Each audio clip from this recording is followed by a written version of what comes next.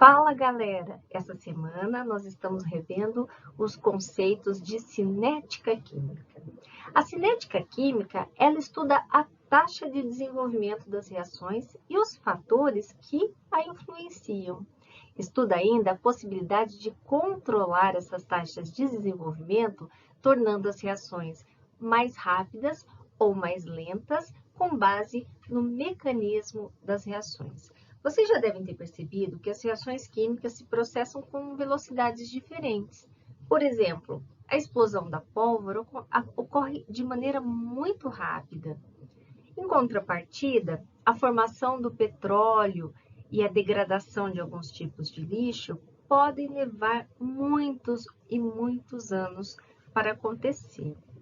A necessidade de controlar o tempo que determinado fenômeno se desenvolve, tornando-o mais lento ou mais rápido, segundo as nossas conveniências, se faz presente em qualquer pesquisa científica, principalmente no que diz respeito às transformações químicas. Em geral, podemos variar essa taxa de rapidez da reação, modificando as condições em que a reação está sendo submetida. Eu queria fazer uma observação aqui com vocês do termo velocidade, né? Vocês estão acostumados a ouvir velocidade lá da física, né? Como o termo na física significa o quê? Velocidade na física é definido como o espaço percorrido em função do tempo.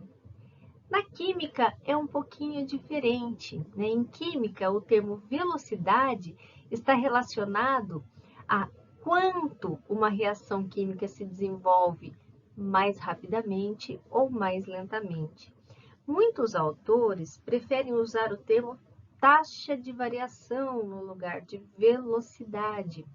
Só para vocês saberem, quando a gente vai estudar velocidade química nos livros em língua inglesa, né, velocidade é o quê? Speed, né? E a velocidade de reação não é speed, é rate. Então, está mais como uma taxa de desenvolvimento mesmo do que uma velocidade, porque não existe deslocamento no tempo numa reação química. Não vai ser bem uma videoaula, vai ser mais uma instigar. Eu quero instigar vocês algumas questões para discutirmos lá na nossa live de quinta-feira. Vocês estão percebendo aqui em cima, teoria das colisões. O que significa isso, né? A teoria das colisões é utilizada para explicar como as reações químicas se processam, tá? Segundo essa teoria, o que nós percebemos como uma reação química é, na realidade, um efeito global de um número muito grande de colisões individuais entre partículas reagentes. Porém, nem todas as colisões resultam na reação. Pelo contrário, muitas colisões não resultam em reação química. Vocês se lembram quais os fatores que determinam se uma colisão será ou não efetiva? Vamos ver um videozinho que eu fiz aqui. No slide anterior, tem uma figura que apresenta 3 formas de colisão que podem resultar ou não em uma reação química. Eu fiz uma animação daquela figura para discutirmos na live o que está acontecendo aqui. Então, vamos lá. A reação que eu quero que ocorra é essa reação aqui. Uma molécula tipo A2, o que seria essa molécula A2? Estou chamando cada bolinha azul dessa de um átomo de A. Então, a molécula A2 seriam 2 átomos de A ligados.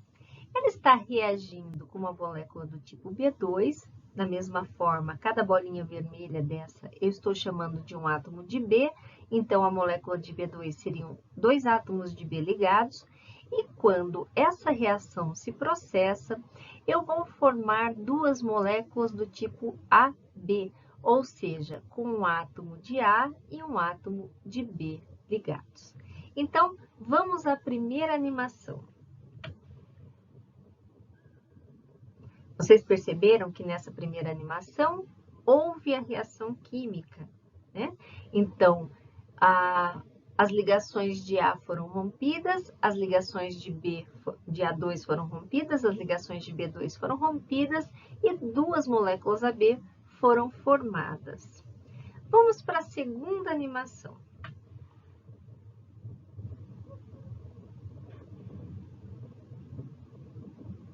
Nesse caso, vocês percebam, apesar da colisão, não houve reação efetivamente. Essa colisão não foi efetiva.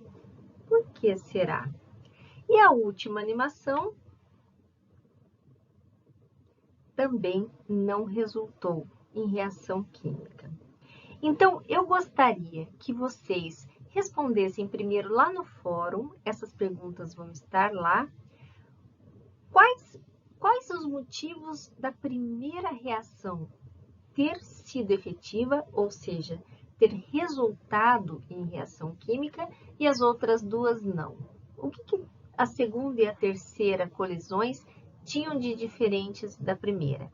E mais uma pergunta que eu quero que vocês respondam, pensem para discutirmos na quinta-feira. O que essa teoria de colisão tem a ver com velocidade de reação?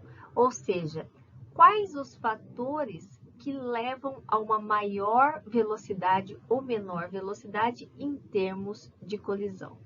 Aguardo vocês quinta-feira, às 3h15 da tarde, para discutirmos essas e outras questões. Até lá!